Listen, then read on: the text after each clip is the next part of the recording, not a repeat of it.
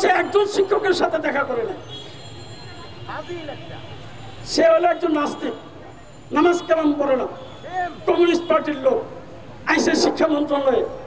তুমি যদি শিক্ষকদের সাথে দেখা না করবা তো তুমি কার কাজ করো? শিক্ষকদের অভাব অভিযোগ তোমাকে শুনতে হবে, সে অভাব অভিযোগ শুনবে না। তো বিশ্ববিদ্যালয় কেমনে চাকরি পেয়েছে আমি জানি না। এটা বিশ্ববিদ্যালয়ের শিক্ষক ছাত্রদের কথা মনোযোগ সহকারে শোনার দরকার, অন্যান্য শিক্ষকদের কথা মনোযোগ সহকারে দরকার। কিন্তু তার মধ্যে ভাবলে এরকম যে বিশ্ববিদ্যালয়ের শিক্ষক, কলেজ, স্কুল, প্রাইমারি স্কুল, এদের সাথে আমার সম্পর্ক, এদের কথা শোনার দরকার নেই। এই সমস্ত অহংকারী লোকদের পতন ঘটাতে হবে, এদের সংখ্যা বাড়তে দেওয়া যাবে না। তাই এই অথর্ব উপদেষ্টা, আপনারা দেখেছেন যে মাইলস্টোন যেভাবে আমার সন্তানেরা আহত হয়েছেন, নিহত হয়েছেন বিমান দুর্ঘটনায়, সে পরীক্ষা স্থগিত করতে পারেনি, অথচ ওই স্কুলেই কিন্তু অনেক এসএসসি পরীক্ষার্থী, মা নিহত হয়েছেন, ভাই নিহত হয়েছেন, ওইখানে আরেকজন এসএসসি পরীক্ষার্থী হয়তো বেঁচে আছে, সে কিভাবে এসএসসি পরীক্ষা দিবে? এটা বুঝতে পারেনি অথর্ব অযোগ্য সচিব। এই উপদেশটা বুঝতে পারে নাই, বলে সচিব করতে দেন। আরে সচিব যদি করতে না দিবে তাই তোমার উপদেশটা হওয়ার দরকারটা কি? তুমি সচিবের আন্ডারে চাকরি করো, তুমি তো উপদেশটা হওয়ার। এই জন্য আমি বলেছি যে সে একটা অযোগ্য অপদার্থ উপদেষ্টা। সিদ্দিক জুবায়ের, তাকে অনেকদিন যাবৎ বলে আসছি আপনি একটা মৌলবাদী দলের সমর্থক, মৌলবাদী দলকে সমর্থন করে এই জায়গায় চেয়ারে বসা আপনি ঠিক না।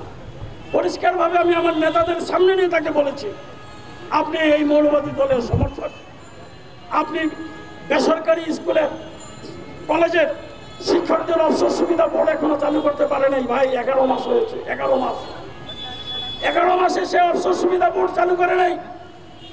অনেক শিক্ষক ক্যান্সারে আক্রান্ত, অনেকে বিভিন্ন দুরারোগ্য রোগে আক্রান্ত। এই সমস্ত শিক্ষকরা তাদের ন্যায্য পাওনা পাচ্ছে না অবসর সুবিধা বোর্ড থেকে, কল্যাণ ট্রাস্ট থেকে। সেগুলি বন্ধ করে রাখা হয়েছে, কারণ সে একটা আপনার চিঠি দিতে পারে না, একটা কমিটি করতে পারে না। 11 মাসে যে একটি কমিটি করতে পারে না, এই সমস্ত ব্যক্তি কি করে আপনার সচিব হয়? আরে ভাই, এই লোকের তো চাকরি নেই। 2022-এ সে অবসরে গিয়েছে এবং সে নসরুল হামিদের সচিব ছিল, যে হাজার হাজার কোটি টাকা বাংলাদেশের দুর্নীতি করেছে নসরুল হামিদ। সেই নসরুল হামিদের সচিব ছিল এই শিক্ষা সচিব সিদ্দিক জুবায়ের। বিগত এই 17 বছর রাজপথে আমরা আন্দোলন সংগ্রাম করেছি, বৈষম্য বিরোধী ছাত্ররা জীবন দিয়েছে, রক্ত দিয়েছে, অনেক ছাত্র জনতা রক্ত দিয়েছে। আবু সাইদ মুগ্ধ, তারা রক্ত দিয়ে, ওয়াসিংরা রক্ত দিয়ে এই স্বৈরাচারের পতন ঘটিয়েছে। আর এখানে সুবিধা নিতে চাচ্ছেন এক শ্রেণীর অবসরপ্রাপ্ত আমলা। অবসরপ্রাপ্ত আমলারা এখন বিভিন্ন সেক্টরে বসে আছে এবং তারা মানুষকে আরো বেশি কষ্ট দিচ্ছে। সুতরাং আমরা আজকে দুঃখ পাচ্ছি যে আজকে এই ধরনের ব্যক্তিরা আমাদের আন্দোলনের ফসলকে তারা ষড়যন্ত্র করে নষ্ট করতে চাচ্ছে, কিন্তু সেই সুযোগ তাদেরকে আর দেওয়া যাবে না। আমি আবারও বলছি যে এই শিক্ষা উপদেষ্টাকে 24 ঘন্টার যে আলটিমেটাম, এই 24 ঘন্টার আলটিমেটামের মধ্যে তাকে পদত্যাগ করতে হবে।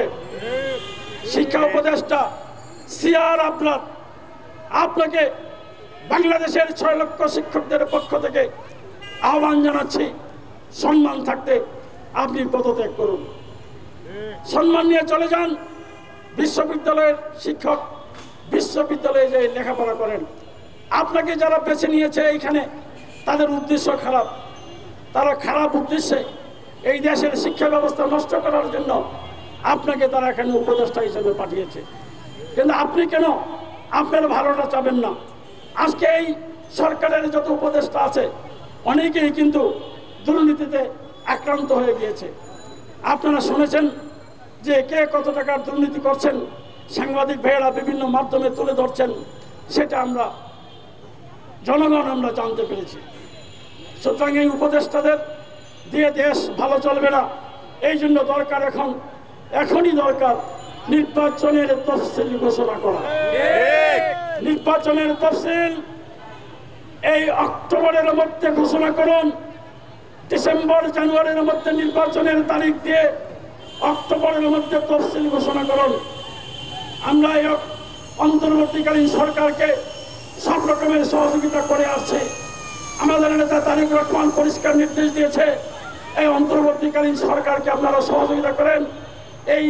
এই সরকারের যেহেতু কোনো দল নাই, তাদের লোকবল নাই, বিএনপি দেশের বড় রাজনৈতিক দল, বিএনপি দেশের রাজনৈতিক দলগুলির অভিভাবক, তাই বিএনপির দায়িত্ব হলো এই অন্তর্বর্তীকালীন সরকারকে সহযোগিতা করে এদেশের যে পরিস্থিতি আইন শৃঙ্খলার সেটাকে স্বাভাবিক রাখা।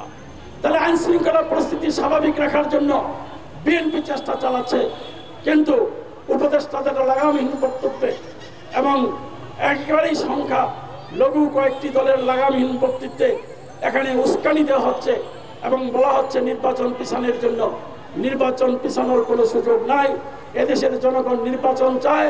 ডিসেম্বরের মধ্যে যদি আপনারা নির্বাচন দিয়ে চলে যান, তাহলে কিন্তু আপনাদের এখন মানুষ যে আপনারা যে ব্যর্থ হয়েছেন, মানুষ যে আপনাদেরকে এখন আর দেখতে চায় না, সেটা যদি ডিসেম্বরের মধ্যে আপনারা এখনই ঘোষণা দিয়ে তফসিল ডিসেম্বরে নির্বাচন দেন, তাহলে আপনারা হয়তো আপনাদের এই অপরাধগুলি কিছুটা লাঘব করতে পারবেন।